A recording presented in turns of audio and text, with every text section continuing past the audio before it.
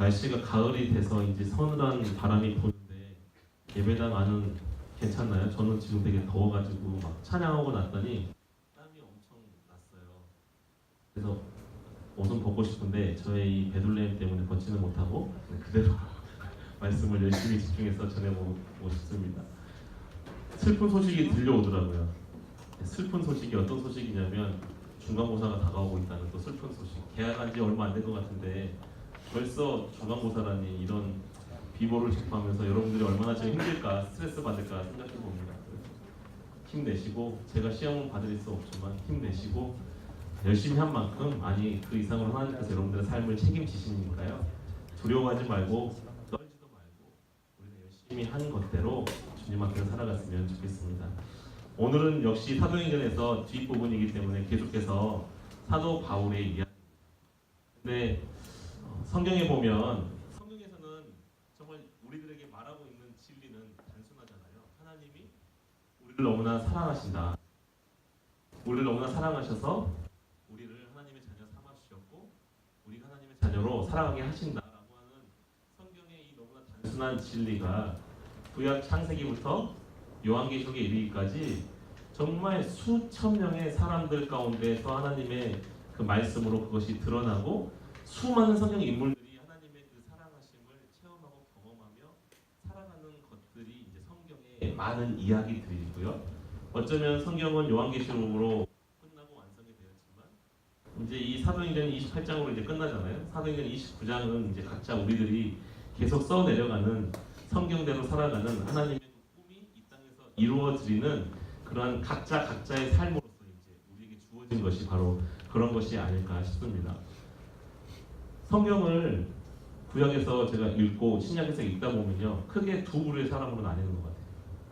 어떤 사람들은 하나님이 임하여 이르시되, 하나님이 뭐 명령하여 이르시되 이렇게 하면서 직접적으로 하나님이 계시의 말씀을 주세요. 너 이렇게 해, 이렇게 가서 전해, 이렇게 하나님이 직접 계시의 말씀을 주시는 사람들이 있고, 그래서 그 말씀을 듣고 순종해서 가서 열심히 전하는 사람들의 그런 이야기의 성경 이야기도 있고요. 또 어떤 이야기들은 하나님의 그 말씀이 없지만 믿음으로 선택하고 결정하고 이것이 하나님의 뜻에 합한 것이다, 이것이 하나님의 백성인 우리 이스라엘을 위한 하나님의 뜻일 것이다라는 믿음으로 또 행했던 많은 사람들이 있는 것 같아요. 뭐 여러 가지 그런 경우가 많겠지만 죽음은 죽으리다 하고 하면 떠오르는 사람이 여러분 혹시 있으세요? 죽음은 죽으리다 하고 왕 앞에 나아갔던 사람이 있어요. 세 글자, 에로 시작합니다. 끝은 더로 끝나고요. 가운데가 뭘까요? 에스더라는 거. 강하게, 자랑스럽게, 크게 말씀해 주셔서 감사합니다. 에스더라는 인물. 여러분, 에스더서에는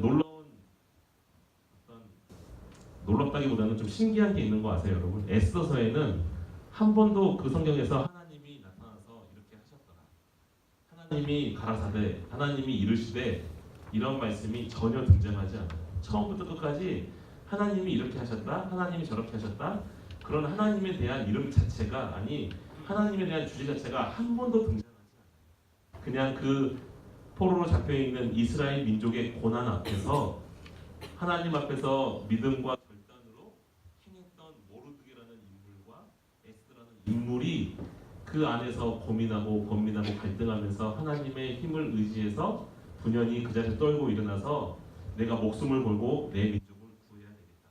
내가 왕비가 된 것이, 모르드게 그렇게 말하잖아요, 에스더에게.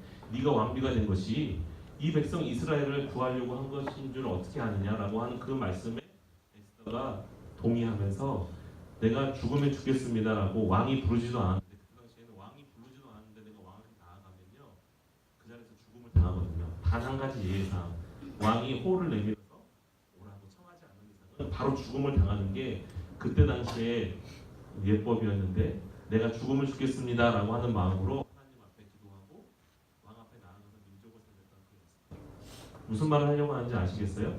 하나님이 이렇게 해라라고 해서 그 말씀에 순종해서 나아가는 이야기들도 많이 있고요. 하나님이 이렇게 해라라고 말씀하지는 않았지만 내가 믿음으로 결단하고 하나님 앞에 나아갔던 그런 성경의 많은 이야기들도 있다는 거죠. 그렇게 수많은 위인들의 이야기가, 성경 이야기가 창세기부터 요한계시록 66권의 성경에 수천 명의 사람에 의해서 기록되어지고 삶으로 사라졌고 지금도 그 삶은 성경에 순종하여 사는 삶은 나를 통하여서 계속되고 있다는 것이 제가 오늘 드리려고 하는 말씀입니다. 그 가운데서 이제 오늘 우리가 바울이라는 인물을 한번 살펴볼 거예요.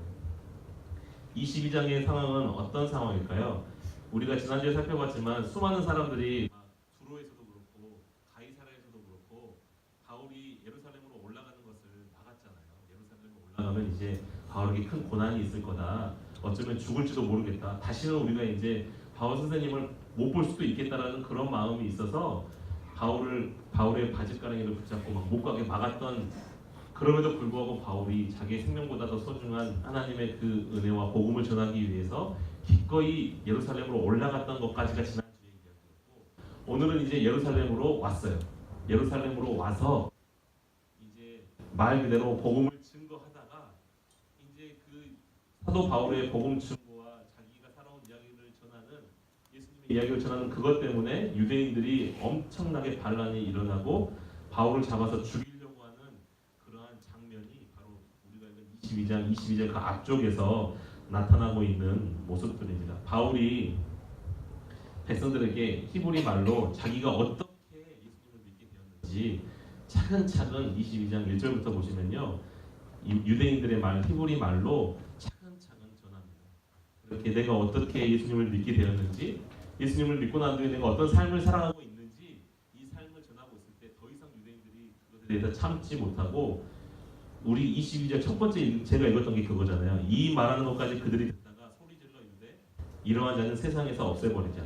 살려둘 자가 아니다. 야, 바울 죽여버리자. 저거 지금 우리 유대교를 정면으로 비판하고 우리 여호와 하나님의 이름을 막는 데 걷는 저 바울은 살려둘 수 없는, 우리 율법에 따지면 저런 놈은 살려둘 수 없어 하면서 죽여버리자 하고 막 엄청나게 폭동이 일어난 거예요. 이런 상황 가운데서 예루살렘을 관할하고 있던 로마 군인 천부장이 급히 달려와서 무슨 일인가 하고 보니까 어떤 한 사람을 많은 사람들이 둘러싸여서 죽이려고 하고 있는 거거든요. 그래서 일단은 막 이 말 저 말로 막 고소하고 욕하고 이런 상황이다 보니까 이 천부장이 도대체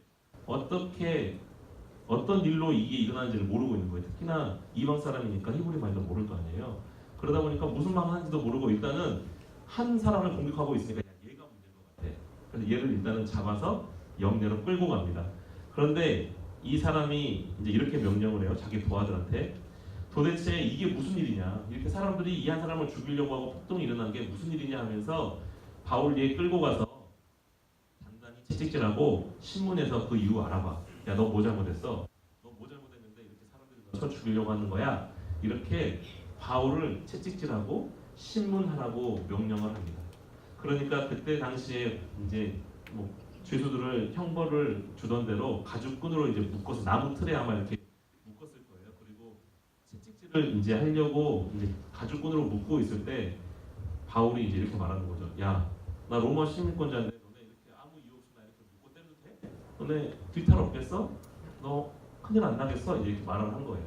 그러니까 이 말을 들은 백부장이 놀래가지고 자기 상관한테 가서 천부장님, 저 사람 로마 시민권자라는데요? 그 천부장이 놀라서 뛰어옵니다. 아, 당신 로마 시민권자입니까? 이렇게 물어보는 거죠. 그러면서 당신은 어떻게 로마 시민권을 갖고 있는 사람입니까? 나는 많은 돈으로 이 로마 시민권을 사서 천부장까지 어쩔 수 없이 올라온 사람인데 당신은 어떻게 로마 시민권이 되었습니까? 라고 하면서 나는 날 때부터 있던 사람이다 라고 하니까 그 말은 뭐냐면요, 사도 바울의 집안이 로마에 어떠한 큰 공을 세웠거나 공을 고향이잖아요. 그 땅에서 아마 그 로마 정부가 들어서는 것에 공을 세웠던 아마 그러한 집안이라는 것을 의미하는 거거든요. 날 때부터 시민권자라는 것이. 그러니까 엄청난 권력이나 혹은 명예나 그런 것이 있는 사람이라는 것이 이제 날 때부터 나는 로마 시민권자, 이 말에 포함되어 있는 거예요. 그러니까 이 말을 듣는 순간 천부장 그리고 모든 로마 군인들이 바울 앞에서 두려워하면서 물러갔다라고 하는 장면이 오늘 이야기의 내용입니다. 이렇게 들으면 너무나 당연한 이야기지만 전도사님이 말씀을 보다가 왜 이랬을까라는 생각이 들었던 게 있어요. 여러분, 사실 사도 바울은요 40에서 한 대 가만매를 4번이나 맞았던 사람이, 그게 뭐냐면 가장 큰 형벌이었어요. 사람에게 행할 수 있는, 왜냐하면 이 40대에서 감암에 39개의 채찍을 맞다가 사람들이 많이 죽기도 하고요. 또 돌에 맞아서 죽을 뻔한 적도 있고요. 물에 빠져서 죽을 뻔한 적도 있고요. 복음을 전하면서 너무나 많은 생명의 위협과 매질과 감옥 생활과 했던 사람이에요. 사도 바울이. 우리가 너무나 사도행전을 지금 쭉 읽어보고 와서 알잖아요. 특별히 얼마 전에 16장에서도 보면 빌립보성이라는 곳에서 이제 귀신 들리는 여인을 쫓았던 그 이유 때문에 고발해서 괜히 사도 바울이 잡혀서, 그때 로마 군인들한테 잡혀서 그곳에서 침이 맞고 매질을 당하고 감옥에 갇히고. 여러분, 그때도 사도 바울은 사실은 나 로마 시민권자거든 이 말을 하지 않아요. 풀려날 때에서야 나 로마 시민권자인 너네 이렇게 해도 되니? 라고 나중에 가서 이렇게 말을 하지, 처음부터 내가 로마 시민권이라는 걸 밝히고 있지 않아요. 근데 오늘은 이상합니다. 이렇게 일이 전개되고 무엇인가 풀리기 처음부터, 그러니까 매를 맞기 전에 나 로마 시민권자거든 이렇게 밝히고 있는 거예요. 사실 이게 뭐 바울이 이제 신경이 변화해서 더 이상 맞고 다니는 건 너무 힘들다, 맞으면서 예수님 말씀 전하는 건 너무 힘들다, 여러분 이런 차원에서 이렇게 말을 했을까요? 저는 그거는 아니라고 생각합니다. 아마 사도 바울은 사실 로마 시민권, 또 앞에서 사실은 이제 히브리 말로 22장 그 앞쪽에서도 보면 자기가 바리새인이라는 것도 밝히고 이렇게 하면서 이제는 사도 바울이 전에는 예수님 안에서 나에게 생명을 줄 수도 없고 나에게 구원을 줄 수도 없는 로마 시민권이라든지 바리새인이었다든지 날 때부터 베냐민 지파였다든지 가말리엘 문화의 문화생이었다든지 이런 사람들에게 자기 자신을 높이고 드러낼 만한 모든 것이 전에는 배설물처럼 여겨서 이제는 다 버려버렸어요. 오직 예수 그리스도의 그 이름이 너무나 중요했고 예수 그리스도의 그 이름만이 나에게 구원을 주시는 이름이라는 걸 알았기 때문에 사도 바울이 다른 모든 것들은 다 버리고 오직 예수 그리스도의 그 이름만을 증거하는 삶을 지금 살아오고 있었는데, 오늘 22장에서는 히브리인 것도, 그 다음에 바리새인이라는 것도, 그리고 자기가 로마 시민권 가진 자라는 것도 처음부터 드러내고 있다는 거죠. 결국에는 내가 로마 시민권자라고 하는 이 말 때문에 상소를 할 수 있어서 그냥 재판이 아니라 이때 당시에 이스라엘 나라에서 제일 중요하게 여겼던, 왜냐하면 지금은 로마의 속국이었기 때문에 정식적으로 사법기관, 뭐 행정기관, 뭐 입법기관 이런 기관이 없잖아요. 그거를 대신하고 있던 것이 사내들인 의회라는, 사내들인 공회라는 곳인데요. 이제 오늘 말씀 이후로 여러분들이 나중에 이제 이번 주 다음 주 말씀 묵상하면서 읽어보시면 사내들인 공의회가 소집되고 또 결국에는 거기서도 상소하고 또 총독에게 상소하고 해서 결국에는 로마의 황제 앞에 가서, 로마의 황제 앞 그리고 로마의 귀족들에게까지 가서 예수님의 이름을 증언하는 도구로 사용됩니다. 그런데 이것이 무엇 때문에 그러냐면 나는 로마 시민권자입니다 라고 밝힌 그 로마 시민권으로 그렇게 황제 앞에까지 가는 것이죠. 우리가 인생을 살아가면서 때로는 아까 제가 서두에 말씀드렸잖아요. 어떤 사람에게는 하나님이 직접적으로 나타나서 이렇게 해라, 하나님이 이르시되 하나님이 나에게 주신 말씀이니라 이러면서 하나님의 말씀을 듣고 행한 자들도 있고, 어떤 사람들은 하나님의 말씀이 그렇게 임하지 않았지만 하나님의 주권과 하나님의 섭리를 믿고 하나님의 큰 하나님의 나라 가운데서 하나님의 나라를 이루어 가시는 것에 자연스럽게 순종하는 마음으로 하나님 앞에 쓰임 받은 사람들이 있었다고 말씀을 드렸어요. 근데 사도 바울은 두 가지가 다였던 것 같아요. 어떨 때는 하나님의 말씀을 듣고 나중에 나오지만 배가 파손되고 난파될 때도 두려워하지 말아라. 네가 죽지 않을 거고 너와 함께 모든 사람 죽지 않을 거다. 때로는 직접 하나님이 말씀도 해주시고, 그러지 않을 때에는 믿음으로 자기에게 주신 모든 것들을 사용하셔서 사실은 하나님이 하나님의 주권으로 개입하시고 하나님이 바울이 가진 것들 중에서 모든 것들을 사용하셔서 결국에는 그리스도의 복음을 전하는 도구로 사용하시는 하나님의 큰 주권과 하나님의 섭리 가운데 사도 바울이 지금 열심히 살아가고 있는 거지만, 하나님의 입장에서는 하나님의 주권과 섭리이지만 우리 입장에서 볼 때는요, 때로는 어떻게 살아가야 될지 모르는 경우가 많이 있거든요. 이렇게 행하는 것이 하나님의 뜻일까? 이렇게 행하는 것이 하나님의 뜻일까? 나중에 지나봤을 때 하나님이 나를 이렇게 인도하셨구나라고 고백할 수는 있지만 지금 당장에 내가 여기서 어떤 걸 결정할 때 이게 지금 하나님의 뜻인지 아닌지를 이 자리에서 바로 밝히 알 수 있는 경우는 흔치 않습니다. 그럴 때 우리가 어떻게 해야 될까요?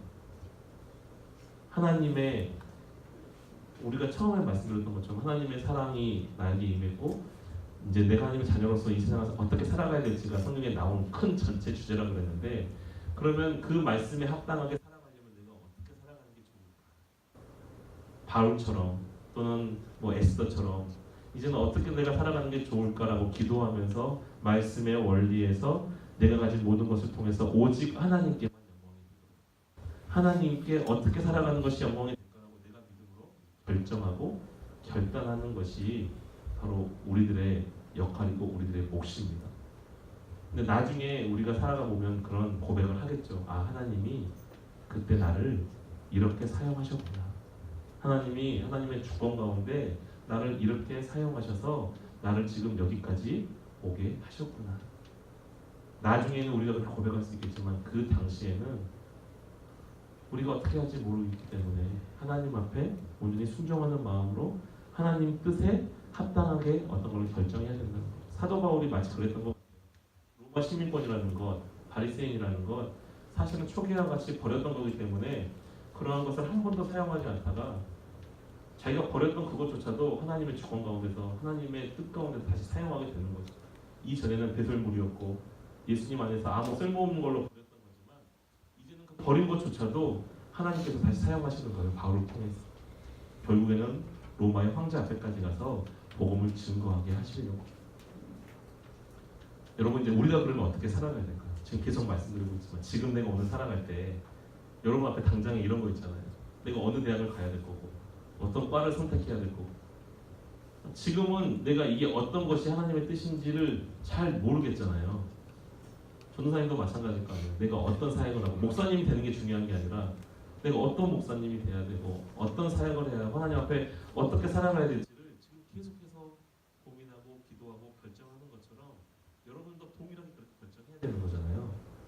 그럴 때 때로는 여러분 생각에 아, 이건 아니야, 이건 아니었어, 아, 이런 건 하나님이 사용하지 않을 거야 라는 그것조차도 사도 바울처럼 하나님 앞에서 사용되는, 하나님께서는 그걸 사용하셔서 하나님 앞에 영광 돌리려고 하는 그러한 모습들이 있을 때, 우리에게 주어질 때 우리가 과연 그러면 어떻게 하나님 앞에 순종하는 모습을 보여야 할까? 사도 바울처럼 버렸던 것조차도 하나님의 영광을 위해서 복음 증거하는 것을 위해서는 담대히 사용되기 원하는 마음으로 순종했던 것처럼 여러분, 우리가 삶이 그래야 될 것 같아요. 내 모든 것을 하나님이 사용하시는구나. 내 모든 삶을 하나님이 주권 가운데서 역사해 가시는구나. 내가 무엇을 해도 하나님의 영광을 위해서 선택하고 했던 것이라면 하나님이 기뻐 받으시겠구나. 우리가 그런 믿음과 신뢰가 있고 그런 신뢰 가운데 하루하루의 삶을 살아간다면 우리가 그렇게 이 세상을 두려워하거나 이 세상에서 좀 이렇게 막 항상 주눅 들고 이렇게 살면 나 실패하면 어떡하지? 이런 삶을 살지 않을 것 같아요. 두려움 없이 하나님이 나의 삶을 주장하시고 나의 삶을 이끌어 가신다는 그 담대함 앞에서, 그렇다면 내가 하나님 앞에 나의 삶을 어떻게 드릴까? 오히려 이렇게 흥분되고 하나님 앞에 감격 가운데 살아갈 수 있는 우리들의 삶이 되지 않을까 생각해 봅니다. 공부 시간에도 한번 여러분들이 같이 나눠보시고 또 일주일의 삶 가운데서도 그렇게 살아가시면서 하루하루의 삶 가운데서 내가 어떤 걸 들어서, 사도 바울의 로마 시민권을 사용하셨던 하나님, 바리새인이라는 그 신분도 사용하셨던 그 하나님, 하나님께서 나에게는 어떤 것을 사용하기 원하실까? 이렇게 찾고 또 하나님을 기도하며 살아가는 우리들의 삶이 되시기를 예수님의 이름으로 축복합니다. 기도하겠습니다.